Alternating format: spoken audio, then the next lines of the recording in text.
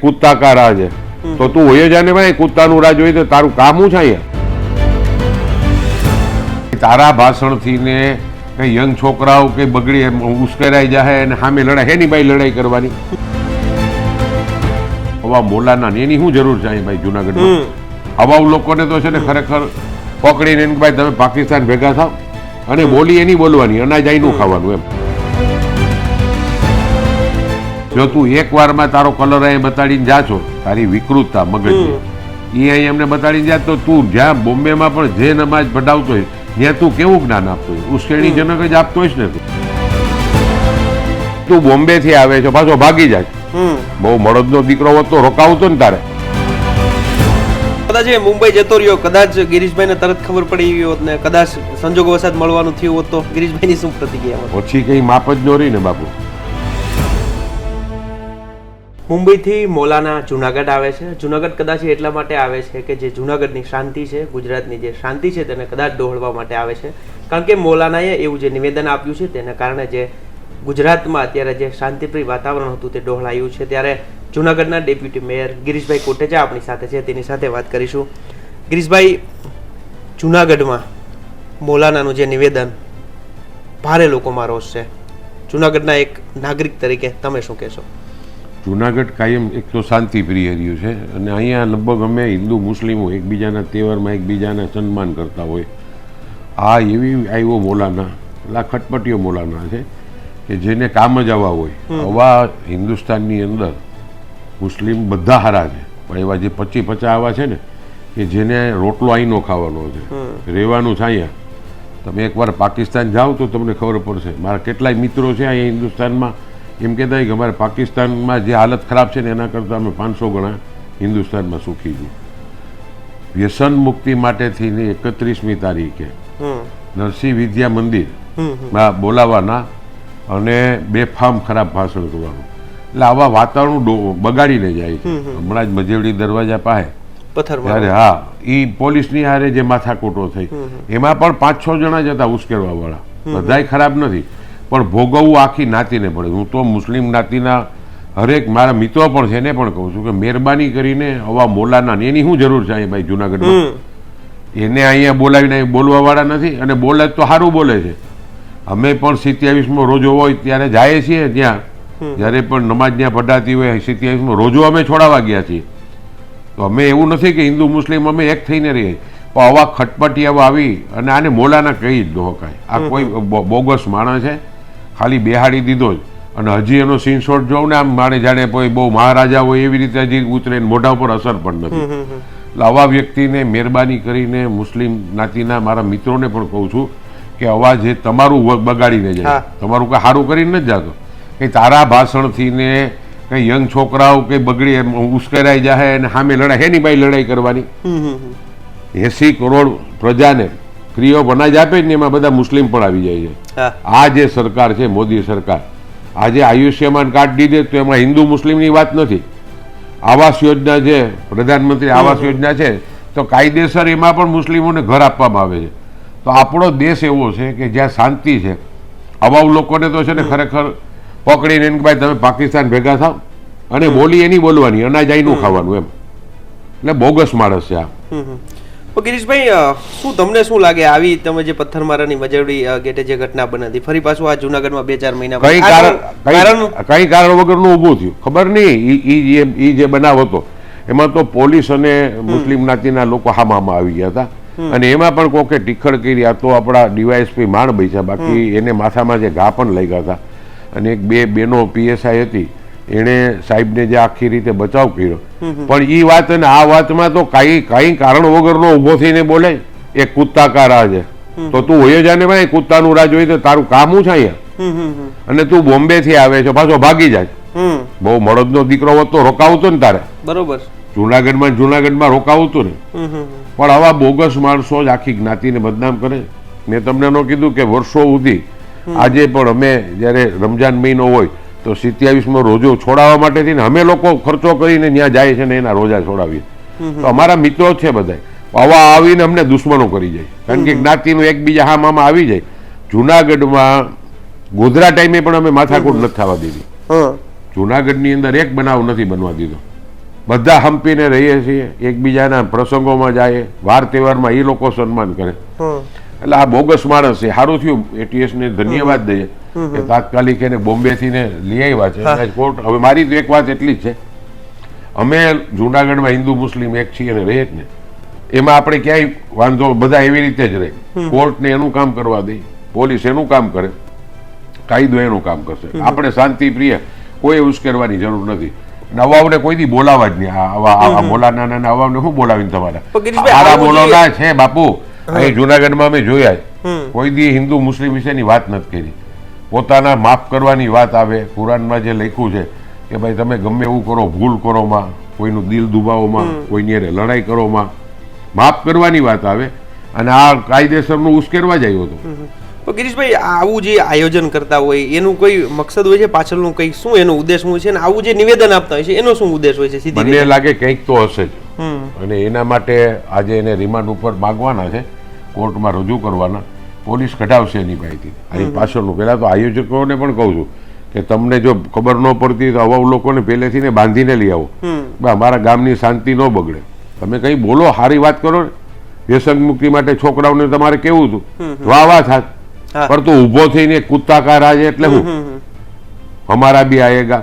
અરે ભાઈ, આવે તેની વાત કરી ને. અત્યારે તું આ દેશને આટલું શાંતિ પ્રિય હાલે છે ને શું કામ બગાડે? એક તરફ ભાઈચારાની વાત થઈ, બીજી તરફ આવા ભડકાવ ભાષા. હા ગિરીશભાઈ, તમે જે વાત કરી કે પછી આવું નિવેદન આપીને પાછો મુંબઈ જતા રહે, હા, તો ગિરીશભાઈ ને આ વાતની ક્યારે ખબર પડી કે આ રીતે બને? મને જ્યારે આ આવ્યું ને, મારી પાસે ક્લિપ આવી, મારા મિત્રએ બતાવી, કારણ સુધી મને ખબર નહોતી. એટલે તરત જ પછી અમારી જ્ઞાતિની જે મિટિંગ થઈ લુહાણા સમાજ, અમારા કમિશનરને મેં વિદાય સમારંભ આપ્યો. તેથી મારા ભાઈ ડોલરભાઈએ પણ કીધું હતું કે આનો ઉગ્ર વિરોધ પણ કરવો જોઈએ અને આના માટે એસપીને અને કલેક્ટરશ્રીને આવેદનપત્રો. ત્યાં સુધીમાં તો એ હોયો ગયો હતો. અને ATS 24-48 કલાકમાં બોમ્બેથી ને અહીંયા લઈ આવ્યા. પણ આખો દેશ વિરોધમાં આવ્યો. હિન્દુ, ઇવન મુસ્લિમ લોકો પણ, એને પણ ન ગમે આવા ભાષણ કરો. છેલ્લે હેરાન તો એ પણ બિચારા થાય છે. કદાચ એ મુંબઈ જતો રહ્યો, કદાચ ગિરીશભાઈને તરત ખબર પડી ગઈ હોત ને કદાચ સંજોગવશાત મળવાનું થયું હોત તો ગિરીશભાઈની શું પ્રતિક્રિયા હોત? પછી કઈ માપ જ ન રહી ને બાપુ. પ્રતિક્રિયા એટલે અત્યારે આપણે આટલું આ 3-4 દી થઈ ગયા ને હજી આપણી ખીજ એટલી ને એટલી છે. સામે આવી હોય ત્યારે શું થાય? પણ એ ભાગી જ ગયો હતો કાયદેસર. બોમ્બે હોયો જ ગયો, એને ખબર પડી ગઈ હતી. અને એ તો જ્યારે આ સ્પીચ આપી નીચે ઉતરો ત્યારે એના લોકોએ પણ કીધું હશે કે તું શું બોલ્યો છે એની ભાન છે. મૌલાના આપણામાં હિન્દુ સમાજમાં પણ આપણા ગુરુઓ જે જ્ઞાન આપતા હોય એ ત્યારે બાંધવાનું જ્ઞાન. એમ મુસ્લિમ લોકોના પણ જેટલા પણ પાર્ટ ટાઈમ નમાજી છે, અલગ અલગ મસ્જિદો છે, એ લોકોએ પણ શાંતિ રાખવાનું જ કીધું. હું ઘણી જગ્યાએ હાજરી આપી છે. જ્યારે કોઈ એક્સપાયર થઈ ગયું હોય અને જ્યારે એનું આપણે જેમ બેસણું હોય છે એ જ રીતે એની હોય ત્યારે પણ એમાં શાંતિ રાખવાના સંદેશા જ આપે. એટલે આ બોલાના નથી, આ બોગસ માણસ છે. પણ ગિરીશભાઈ, જુનાગઢમાં જ આવું બને છે, કોઈ એની પાછળ કોઈ છે કે જુનાગઢને ટાર્ગેટ સીધી રીતે કરવામાં આવે છે? બાપુ જો આ બીજો બનાવ બન્યો 2 મહિનામાં. આની પહેલા તમે મને 20-25 વર્ષમાં બતાવો ક્યારેય જુનાગઢની અંદર મારી 7 ટર્મ થઈ, હું આટલા વખતથી ચૂંટાય. અમે બોર્ડમાં પણ મુસ્લિમના કોર્પોરેટરો પણ હોય. અમારે હુસેન ચાચા હતા, અદરેમાન છે, કસીરી છે, આ બધા અમે ભાઈઓની જેમ રહેતા હતા. બોર્ડમાં પણ અમે ચર્ચા કરીએ. પણ પહેલી વાત, ક્યારેય જુનાગઢમાં અશાંતિ ફેલાડી જ નથી. આ ખબર નથી આ 2-3 મહિનામાં આ બીજી વાર આવું બન્યું. તો ગિરીશભાઈ શું કહેશો, આવી ઘટના ભવિષ્યમાં ન બને? જે શાંતિ છે તેનો ભંગ થાય લોકોમાં, સ્વાભાવિક છે કે કોઈ પણ ધર્મનું ટીપા ટિપ્પણી થાય કે કોઈ સંપ્રદાયની વિશે બોલે તો લોકોનો રોષ થવાનો છે. તો આવી ઘટના ન બને તેના માટે આવા આયોજક કરતા હોય છે, એવા લોકો એને ખાસ કહેવાનું કે ભાઈ આવા આપણામાં પણ કોઈ એવા હોય એને પણ બ્રેક મારતા. એને એ લોકોમાં જે હવાઓને આયોજન કરીને તારે બોમ્બેથી બોલાવવાની જરૂર.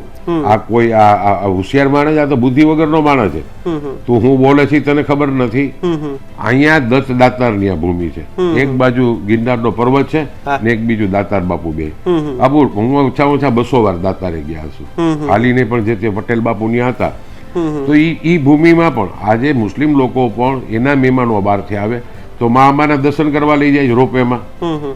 તો જ્યાં દાતારની ભૂમિ, આ નરસૈયાની નગરી છે અને બધા એકબીજા હળી મળીને, તમે આજે ઉપરકોટ જે નવો બન્યો, તમે 70% મુસ્લિમના લોકો લગભગ દર રવિવારે કે ત્યાં જતા હશે. ગિરનારના કારણે પણ ઘણા લોકોને રોજગારી મળે છે. જે તો તમે શું કહેશો કે આવું આયોજન ભવિષ્યમાં પણ હવે ન થવું જોઈએ? ન થવું જોઈએ ને એ લોકોને જરાય નહીં ગમ્યું હોય. હું ઓળખું જ, મારા અહીંયા મુસ્લિમના મિત્રો જાજા છે, પણ એને પણ આ વસ્તુ ગમી ન હોય.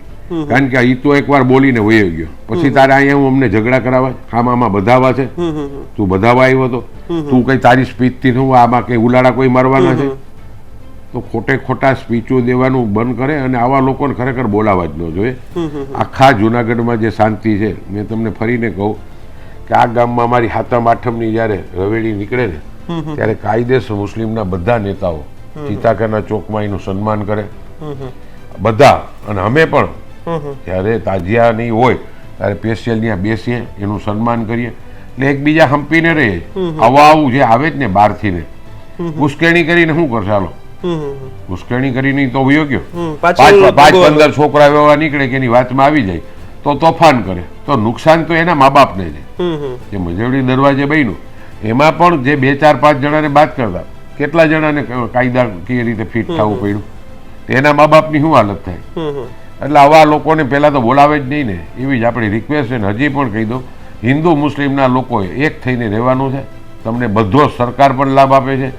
કોઈ પ્રત્યે ભારતીય જનતા પાર્ટીની સરકારમાં કોઈ પ્રત્યે વાદ વિવાદ રાખ્યો નથી, બધાને એક સરખા રાખે છે. એટલે આ જ રીતે આપણો હિન્દુસ્તાન કેમ આગળ આવે એના માટે પ્રયત્ન કરવા જોઈએ. આવા જુનાગઢમાં તો અવાને ન બોલાવે કોઈ પણ, એવી મારી રિક્વેસ્ટ છે.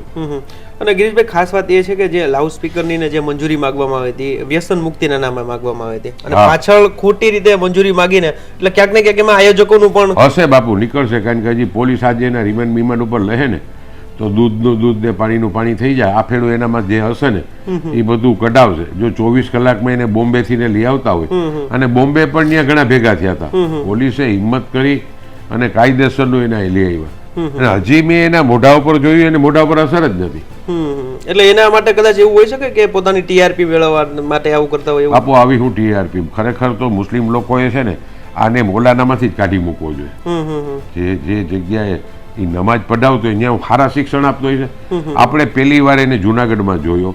જો તું એક વારમાં તારો કલર અહીં બતાડીને જા છો, તારી વિકૃતતા મગજની એ અહીં અમને બતાડીને જાય, તો તું જ્યાં બોમ્બેમાં પણ જે નમાજ પઢાવતો હોય ત્યાં તું કેવું જ્ઞાન આપતો હોય? ઉશ્કેરણીજનક જ આપતો હોઈશ ને તું.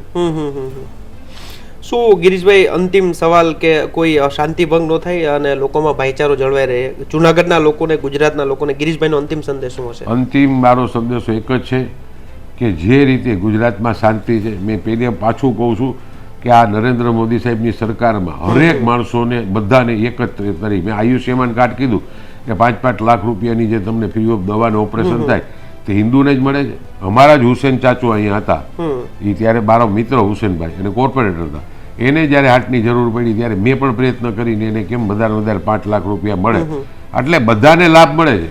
આ હિન્દુસ્તાન જ એક એવું છે કે જ્યાં બધી જ્ઞાતિને એક તરખે રાખે છે. અને ખાસ કરીને મોદી સાહેબે આજ હું કહું 80 કરોડ પ્રજાને છેલ્લા 3 વર્ષથી ફ્રી ઓફ, તેમાં કે હિન્દુને જ મળે છે, મુસ્લિમને પણ બધાને ફ્રી ઓફ અનાજ મળે છે. તો આવા લોકોને ન ઘરવા દે, આવા લોકોને ઓળખીને, હું તો એમ કહું છું કે આવા ખબર પડે ને કે આવા ખટપટિયા છે તો એની સામેથી પોલીસમાં ફરિયાદ કરવી જોઈએ કે અહીંયા આવું જ્ઞાન આપે છે, આપણા છોકરાઓને બગાડે છે. એટલે શાંતિ જ રાખી છે. અહીં જુનાગઢમાં જે બન્યું એને લઈ આવ્યા, કોઈ મુસ્લિમ એને માથે મદદમાં પણ નથી જવાનું. હિન્દુ લોકોએ પણ ખબર છે કે જે રીતે પોલીસે કામગીરી કરી છે એટલે કાયદાનું કામ કરવા દેવું જોઈએ અને જુનાગઢમાં શાંતિ જ રહે.